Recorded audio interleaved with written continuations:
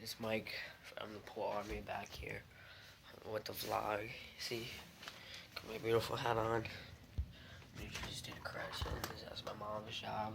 She's a corrections officer, or retired, but came here not just to tell you I'm sick, but it's snowing. I mean, like, this is literally the first snowstorm we had since winter or Christmas, whatever you want to say. But it's about 2 feet. It's really heavy. I went up there to shovel, and oh my god, like, I couldn't feel anything. Oh my god, stupid lighting. Anyway,